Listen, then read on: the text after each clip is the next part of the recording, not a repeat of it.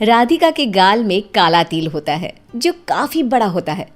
उस तिल से वो बहुत परेशान रहती है। माँ, मेरे तिल को हटवा दो ना।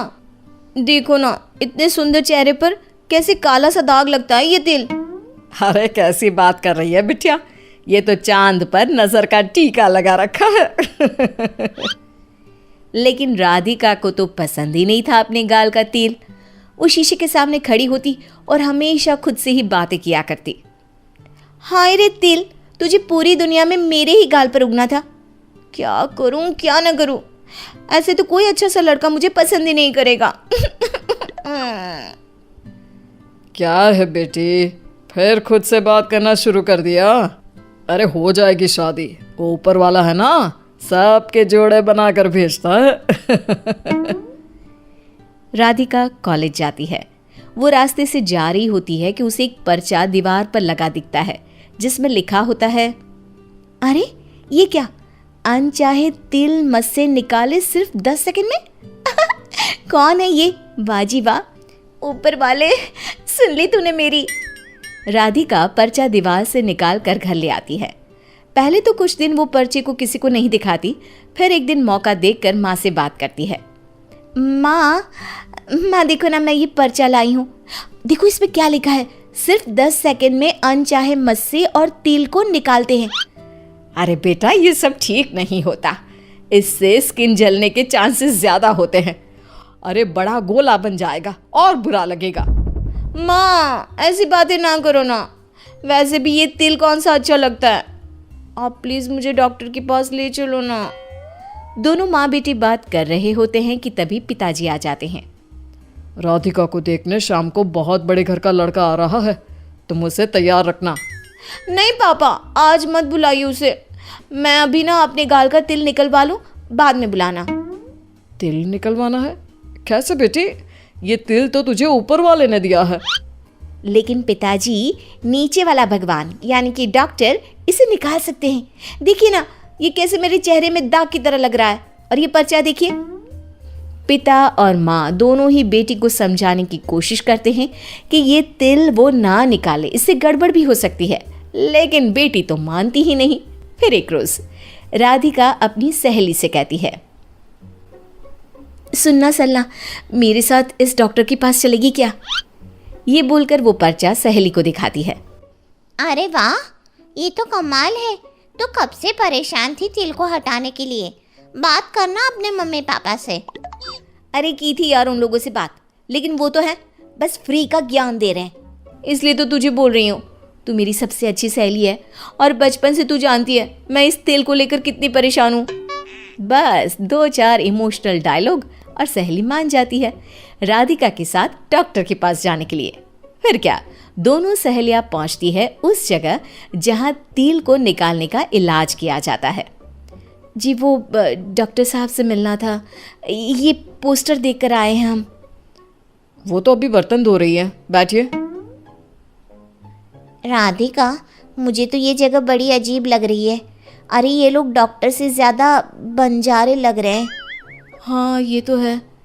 तभी राधिका के पास उसकी माँ का फ़ोन आता है। राधिका कहाँ है बेटा, जल्दी से घर आ जा, बहुत ज़रूरी काम है। हाँ माँ, आ रही हूँ बस आधे घंटे में। राधिका जैसे ही फ़ोन रखकर ऊपर देखती है, एक गंदी सी देहाती गांव की औरत उसे कहती है, अच्छा तो तुम ही हो मरीज, हम डॉक्टर हैं। तुम तो कहीं से डॉक्टर नहीं लग रही हो। डॉक्टर क्या, मुझे तो तुम बिल्कुल पढ़ी लिखी भी नहीं लग रही हो। देखिए ना, मुझे ना ये तिल हटवाना है।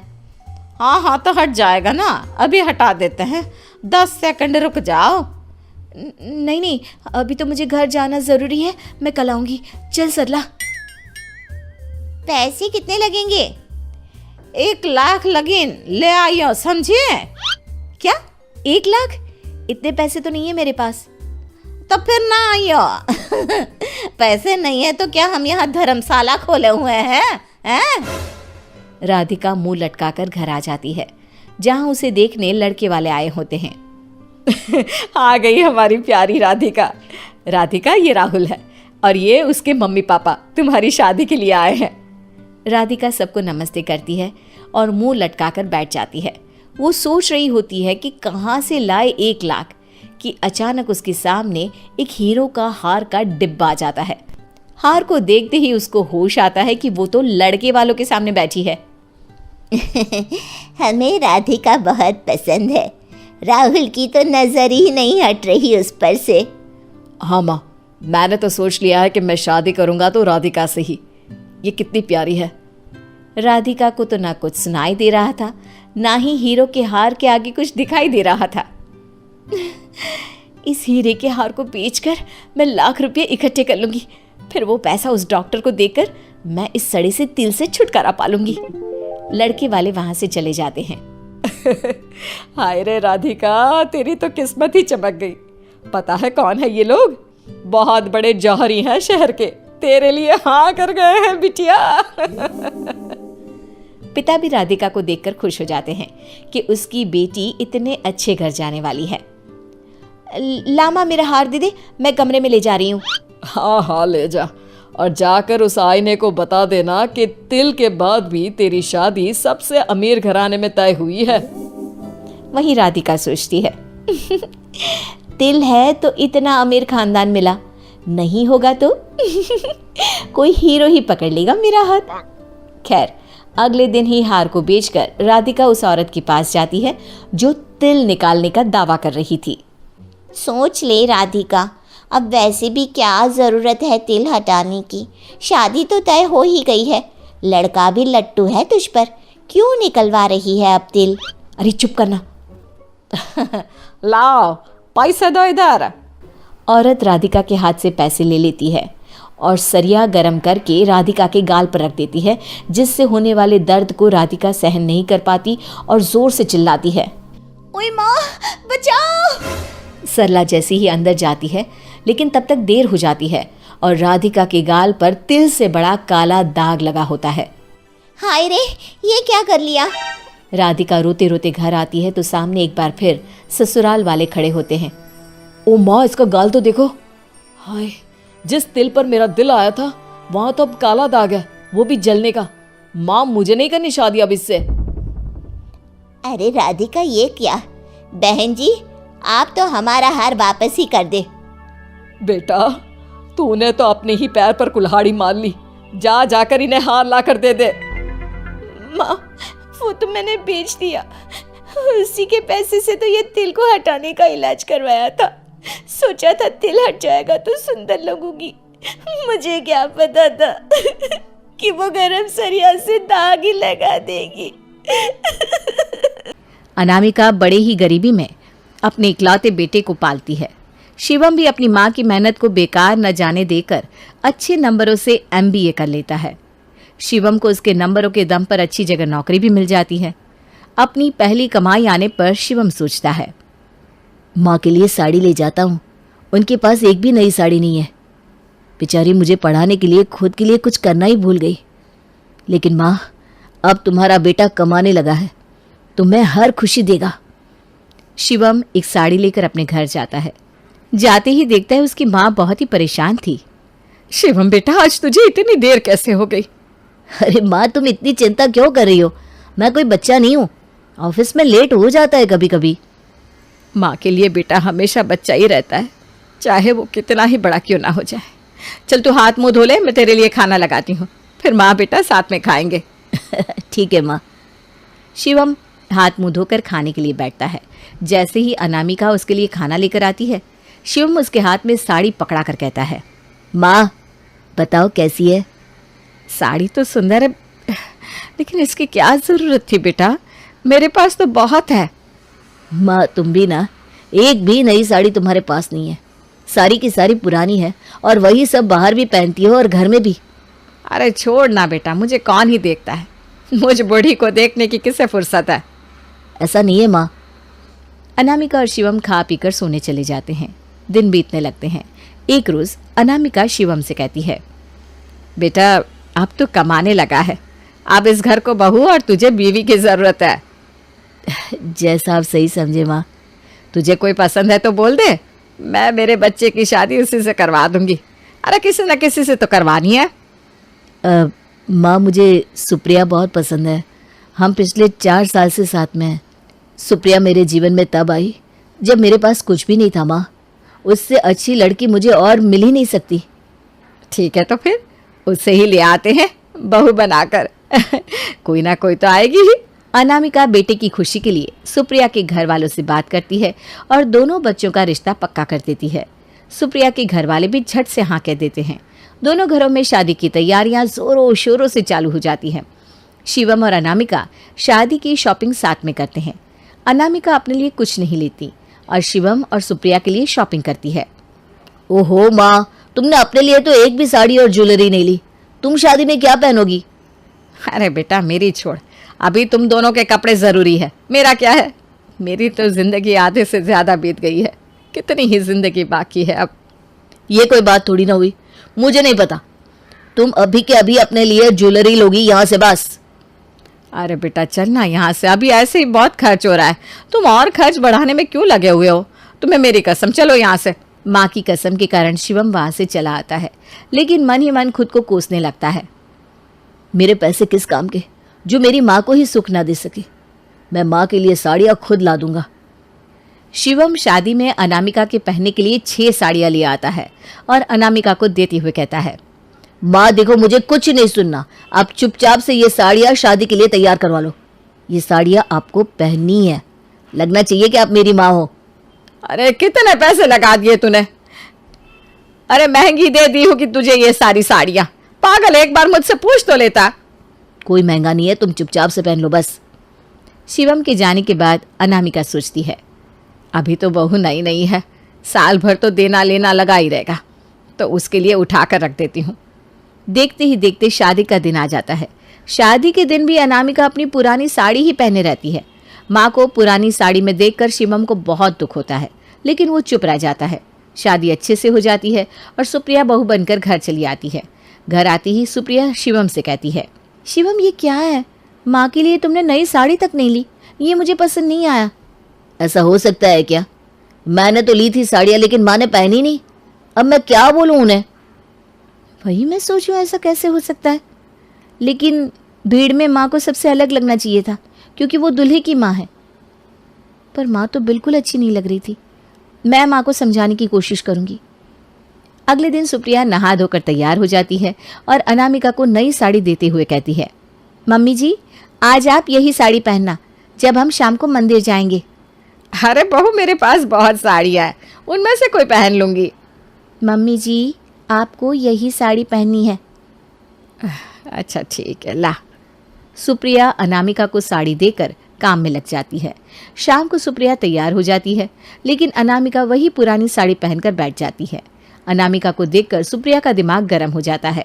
मम्मी जी ये क्या है, आपको मैंने जो साड़ी दी थी वो कहाँ है, आपने वो क्यों नहीं पहनी? अरे बेटा वो मैंने ना उठाकर तेरे लिए रख दी है, तुझ पर अच्छी लगेगी। नई नई बहू बेटी पर ये सब सुंदर लगता है, इस बूढ़ी को कौन ही देखता है। मम्मी जी ऐसा नहीं होता है, अब तो सब कुछ सही है। आपका बेटा अच्छा खासा कमाता है, मुझे जब चाहिए होगा तो और आ जाएगा, आप क्यों चिंता करती हो? अरे बेटा फिजूल में पैसे क्यों लगाना, इसमें फिजूल जैसा क्या है। अब आदमी जब कमाता है तो अच्छा पहनना और अच्छा खाना तो बनता है, वरना बेकार है सब। आप खुद ही सोचो, कोई आपको देखेगा तो क्या कहेगा, बेटा इतना कमाता है फिर भी माँ के लिए कुछ नहीं करता। अच्छा अच्छा अब शांत हो जा बहू, दुनिया का क्या है, आज तेरी सी तो कल मेरी सी। चल अब मंदिर होकर आते हैं। सुप्रिया गुस्से में लाल पीली हो जाती है और मन ही मन सोचती है, अब मुझे कोई और तरकीब निकालनी होगी ताकि मम्मी जी को समझ में आ जाए कि वो क्या कर रही हैं। दोनों सास बहू मंदिर जाती हैं। मंदिर में सब अनामिका को अलग तरीके से घूरते हैं। तभी पड़ोस की एक औरत वहां आकर अनामिका को ताना देते हुए कहती है, अनामिका सुना है तेरे बेटे को अच्छी खासी नौकरी लग गई है, तो फिर तू ऐसे क्यों रहती है?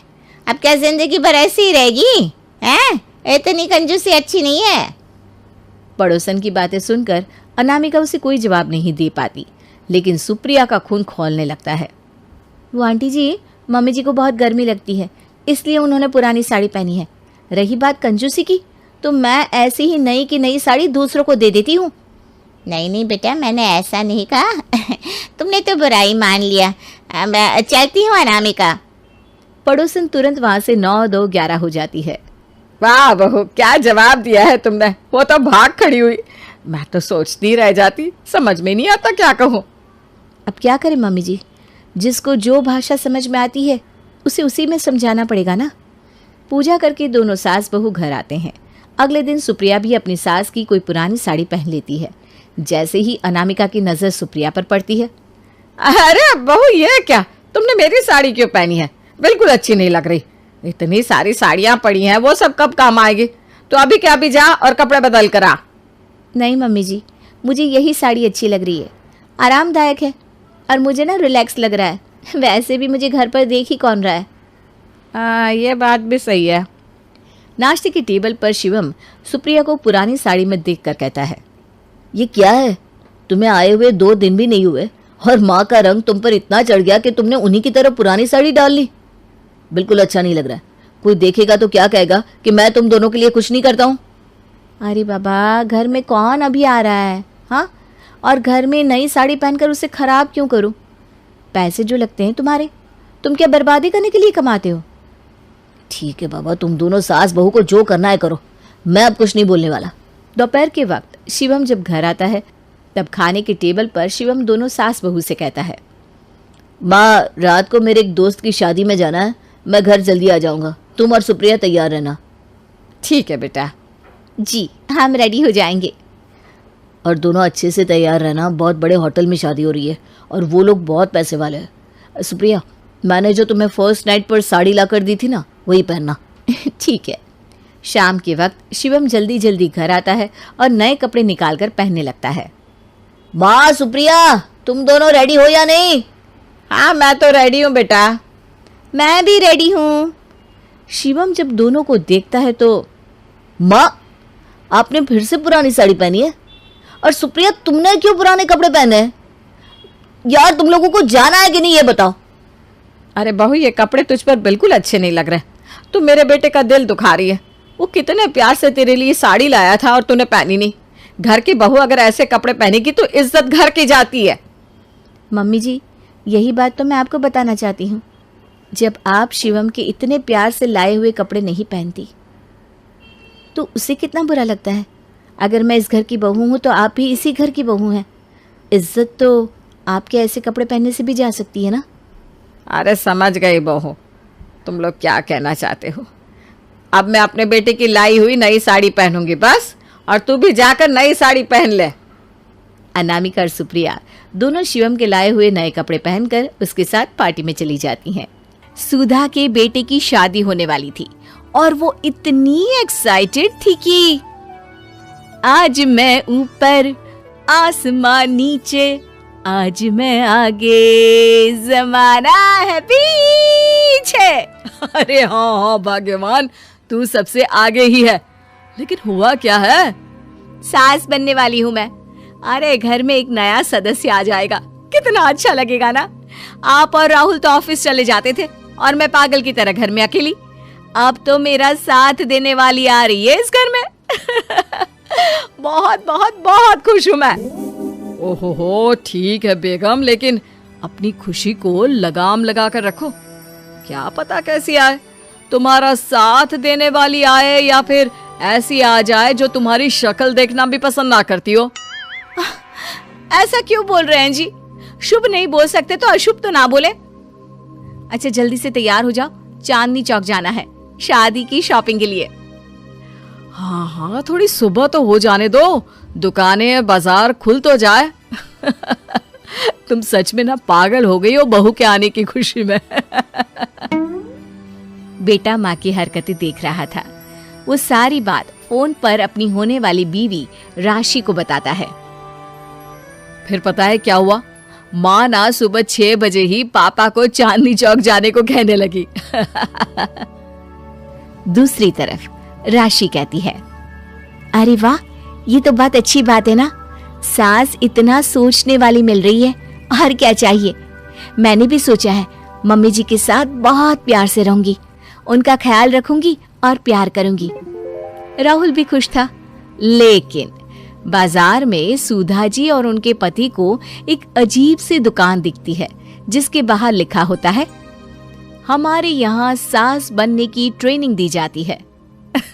ये देखिए जरा, लग रहा है आजकल के लोगों को कोई काम नहीं है। अरे सास बनने की भी ट्रेनिंग होती है क्या? दुकान के सामने एक पिंजरा था, उसमें एक तोता बंद था। सुधा की बात सुनकर तोता बोल पड़ता है। अरे नादान औरत, अगर सास सही तो पूरा घर सही रहता है, परिवार बंधा रहता है और आने वाली जनरेशन संस्कारी होती है। लेकिन तू क्या समझेगी? जा जा आगे जा। ओए, तोते बड़ा बोल रहा है, क्यों आगे जाऊं? मैं नहीं जा रही। देखा देखा, तेरे जैसी औरत को तो सास बनने की ट्रेनिंग लेनी ही चाहिए। निकाल 1000 रुपये और जान दर, नहीं तो पूरी जिंदगी रोती रहेगी। सुधा को तोते की बात में दम लगता है। ए जी, निकालो ना जरा 1000 रुपए। अरे पागल हो क्या? जानवर की बात में आ रही हो? किस पागल आदमी की सुन रही हो, जिसे ये भी नहीं पता कि तोता जानवर नहीं पक्षी होता है। चलो निकालो 1000 रुपये और अंदर जाकर सास के रूप में जीवन को सफल कर लो। हाँ जी, बात तो ये सही बोल रहा है। कहाँ मैं आपकी बात में आ रही हूँ? मैं तो अंदर जा रही हूँ, 1000 रुपये दीजिए। पति क्या करता, बीवी की आज्ञा सर आंखों पर। लेकिन जैसे ही सुधा अंदर जाती है, सामने कई औरतें पहले से ही बैठी होती हैं। मेरी पहली बहू के वक्त मैंने इतना नहीं सोचा था, और आज वो मेरे सर पर चढ़कर नाचती है। गुरुजी, कोई उपाय बताए। तभी गुरु की नजर सुधा पर पड़ती है और वो आंखें बंद कर लेता है। तू पहले भी मेरी दुकान के सामने से होकर गई थी ना, तब क्यों नहीं आई?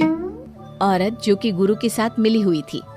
महाराज, तब पता नहीं था कि सच में सास बनने की भी ट्रेनिंग लेनी होती है। लगा था घर में कोई सदस्य आ रहा है जो सारा दिन मेरे साथ रहेगी, लेकिन ऐसा तो कुछ भी नहीं हुआ गुरुजी। चल फिर, पैकेज लेकर 20,000 वाला कल से आ जाना। जी महाराज, गुरुजी की जय हो। वो औरत भी सुधा को देखती है और कहती है, सही जगह आई हो बहन।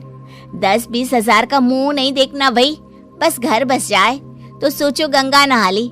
बहुत कमा लेंगे अगर परिवार एक रहा, नहीं तो बुढ़ापा वृद्धाश्रम में बिताओ। सुधा डर जाती है। वो गुरु के पास जाती है और उन्हें पैसे देती है।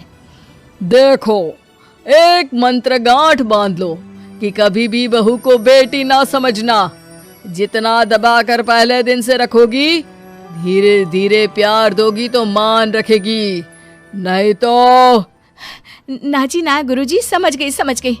अरे भला हो भगवान का जो आपसे मिला दिया, नहीं तो मैं। हाँ, आगे बढ़ते जाए, पीछे और भी लोग हैं, सबको मौका दे। सुधा घर आ जाती है। राशि शादी करके घर आती है तो दिमाग में सास की वही छवि होती है जो राहुल ने दिखाई थी।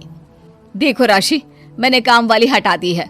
वो क्या है ना, 2000 महीने लेती थी, यानी कि 24,000 साल का, और 5 साल में उसे जोड़ो तो 1,20,000 रुपए। माँ जी, और 10 साल जोड़े तो? तभी राहुल आ जाता है। अरे बस, इतना मत जोड़ो, फिलहाल भूख लगी है, कुछ खाने को दो। अरे पर बर्तन तो गंदे हैं ना, काम वाली तो आई नहीं, फिर बर्तन कौन धोएगा? अरे कौन धोएगा मतलब? तू धोएगी? मैं? ठीक है, मैं धो लेती हूँ। धो कर देती हूँ, आप खाना बना ले। अरे खाना भी तू ही बनाएगी? ये क्या बात होती है माँ? क्या हो गया तुझे? कल तक तो कुछ और ही बोल रही थी। लेकिन सुधा का व्यवहार सुधरने का नाम ही नहीं ले रहा था। बहू और बेटा ससुर से बात करते हैं। पिताजी, क्या हो गया है माँ जी को? वो क्यों ऐसे व्यवहार कर रही है जैसे मैं कोई नौकरानी हूँ? पिता क्या करता, बता देता है सारी कहानी कि कैसे सास का दिमाग एक गुरुजी ने खराब किया है।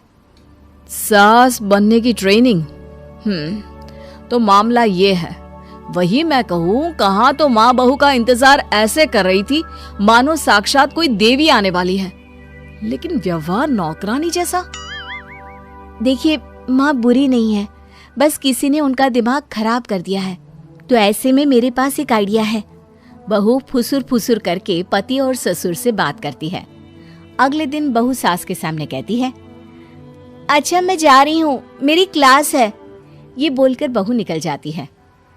ये कौन सी क्लास करने जा रही है? पढ़ाई तो खत्म हो गई थी इसकी। अरे माँ, दरअसल वो ये सोचकर आई थी कि तुम माँ जैसी होगी, लेकिन यहाँ तुम तो तुर्रम खां बन गई हो। तो वो किसी बहू बनने की ट्रेनिंग वाली क्लास में गई है।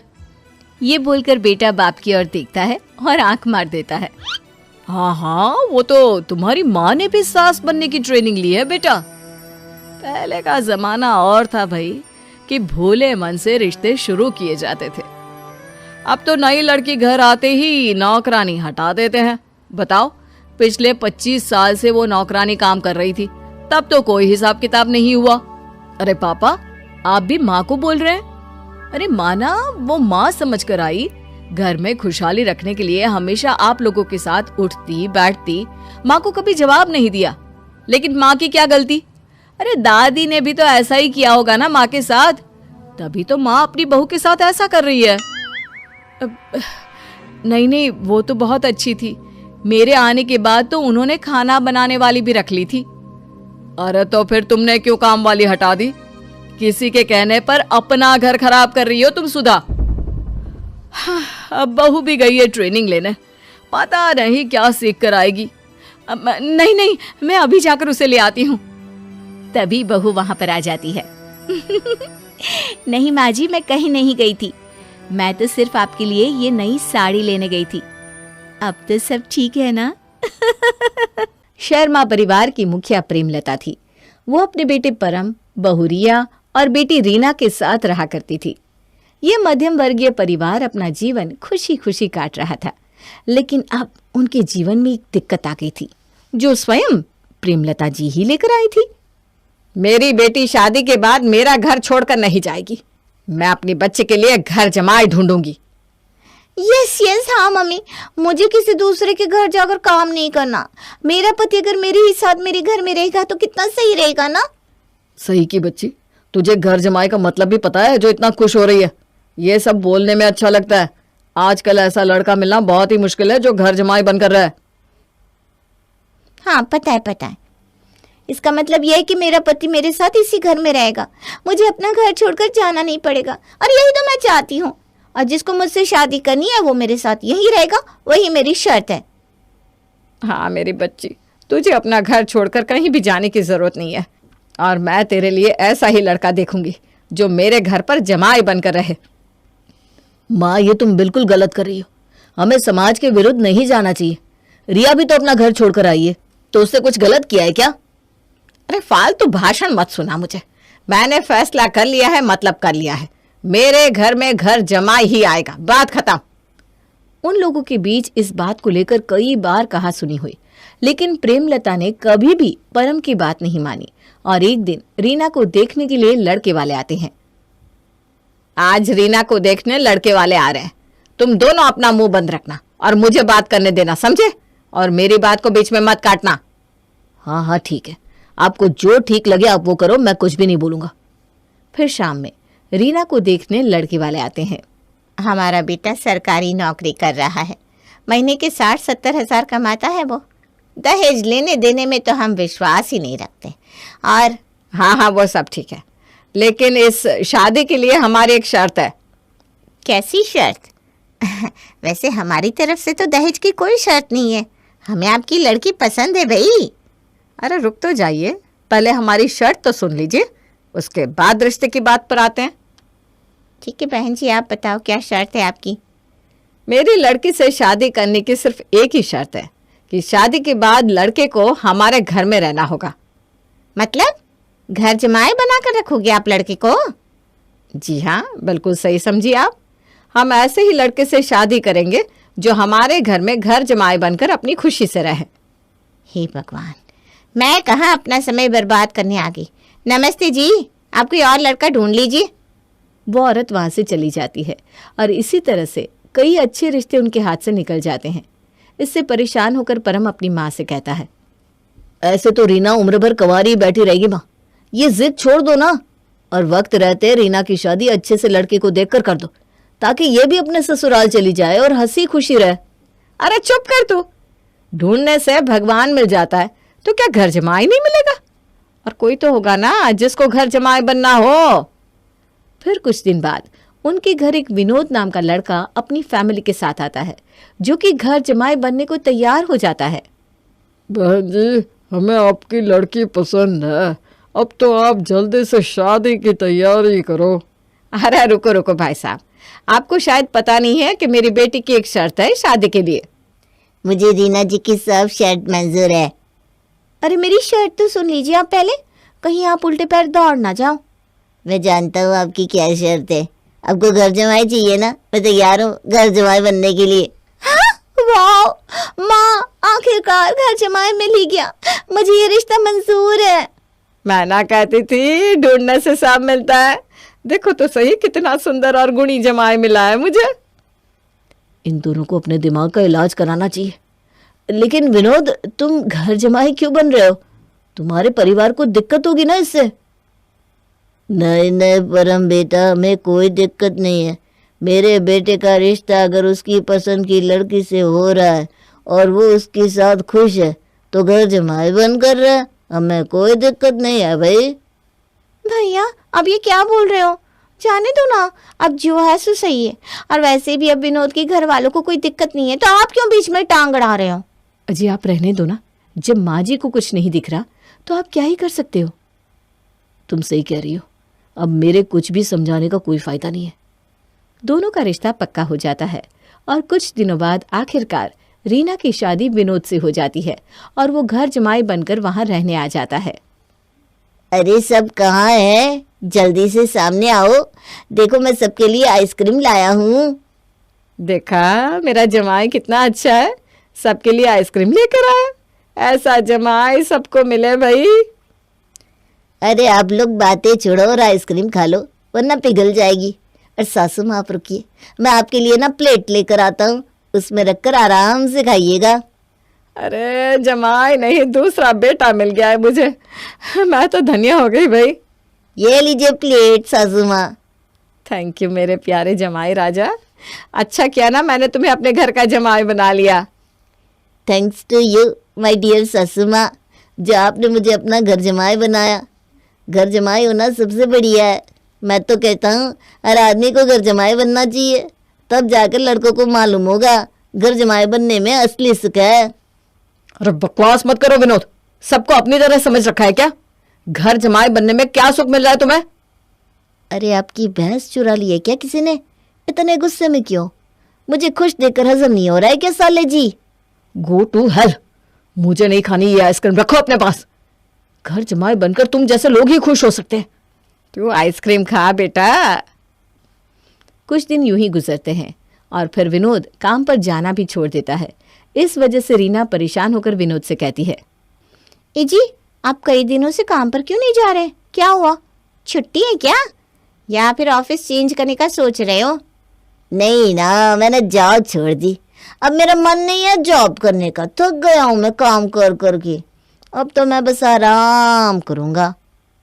अरे पर क्यों? आदमियों को तो काम करना ही चाहिए, घर की सारी जिम्मेदारी उन्हीं पे तो होती है। क्यों, क्या मतलब?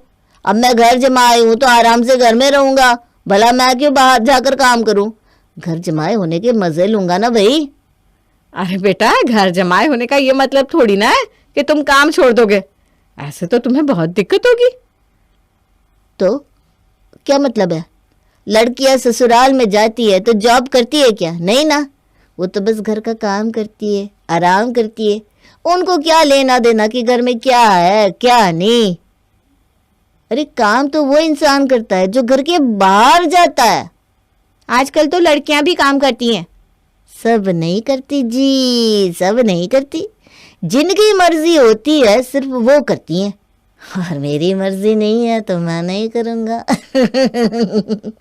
अगर आप लोग चाहते हो कि मैं जॉब करूँ तो फिर मेरे घर चल कर रहूँ। हाँ, मैं ज़रूर करूँगा जॉब, वरना घर जमाए रहूँगा तो भला मैं क्यों कोई काम करूँ?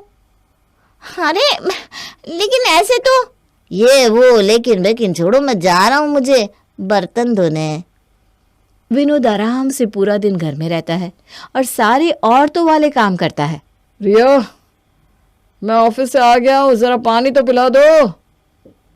लीजिए साले साहब, पानी पीजिए, फ्रेश हो जाइए, फिर मैं आपका खाना भी लगा देता हूँ। अरे तुम क्यों लाए? मैंने रिया को कहा था पानी लाने को।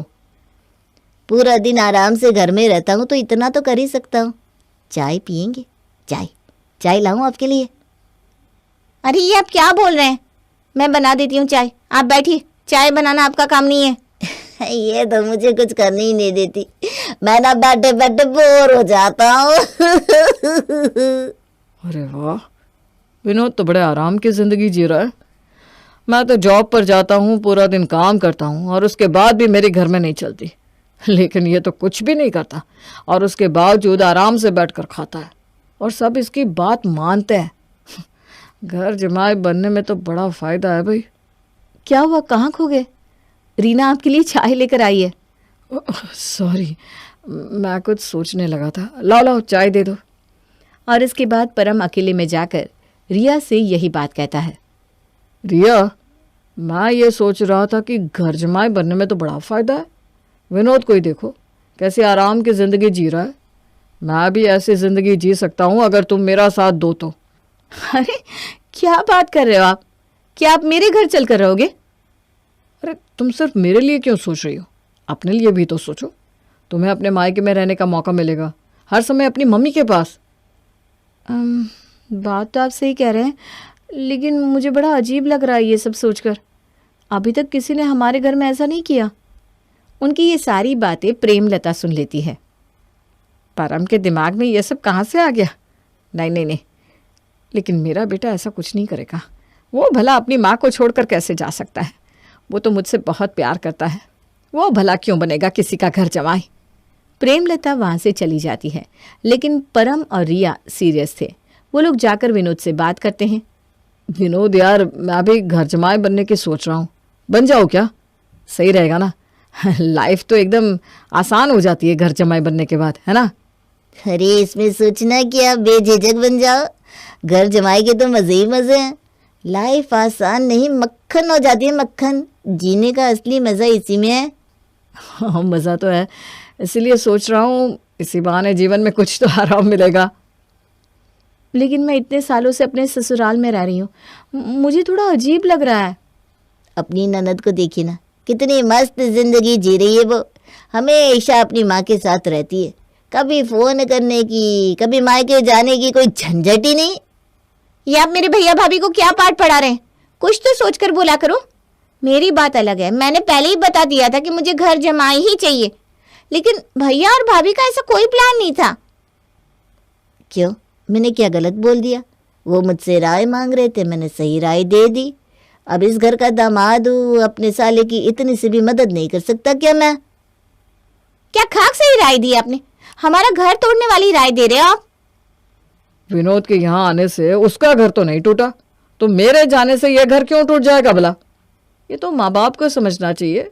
जैसे विनोद के परिवार वालों ने समझा, अब ऐसे माँ को भी समझना होगा। क्या बातें चल रही है, हैं? चलो अच्छा है, अब परम ने भी विनोद को अपना लिया है। माँ देखो ना, भैया घर जमाई बनने की बात कर रहे हैं। अब ये अपने ससुराल में रहेंगे जाकर। इसको समझाओ ना, दिमाग से काम ले। हे भगवान, मैं मर गई। ये कैसी बातें कर रहा है तू? तुझे मेरा जरा भी ख्याल नहीं है? ये सब तू क्या सोच रहा है? हमारे खानदान में ऐसा किसी ने नहीं किया, और एक तू है जो घर जमाई बनने जा रहा है। आपके लिए आपकी बेटी और दामाद है ना, अब मैं भी तो अपने बारे में सोचूं। मैंने कह दिया ना, तो कहीं नहीं जाएगा, मतलब कहीं नहीं जाएगा। कोई घर जमाई नहीं बन रहा तू। आप हम लोगों के साथ ये भेदभाव क्यों कर रहे हैं? जब रीना दीदी अपने मायके में रह सकती है, तो मैं अपने मायके में क्यों नहीं रह सकती? अगर मेरे पति अपनी मर्जी से घर जमाई बनना चाहते तो आप लोगों को दिक्कत क्या है? अच्छा, तो तू नहीं भड़काया है मेरे बेटे को? मुझे लग ही रहा था कि मेरा बेटा तो ऐसी बात सोच तक नहीं सकता। मुझे किसी ने नहीं भड़काया माँ, मैं अपनी मर्जी से जा रहा हूँ। मैं भी मज़े की और आराम की ज़िंदगी जीना चाहता हूँ, और अब तो मैं घर जमाई बन कर रहूँगा। शादी के बाद सिर्फ औरतें अपने ससुराल जाती है, मर्द नहीं जाते। अरे समझा करना पागल कहीं का। तू शादी करके बहू लाया है ना? अरे पर विनोद तो आया है ना। वो जब हमारे घर का घर जमाई बन सकता है, तो मैं क्यों नहीं बन सकता घर जमाई? सासू माँ, आप कहना क्या चाहती है कि मैं मर्द नहीं हूँ? अरे नहीं नहीं, मेरा वो मतलब नहीं था।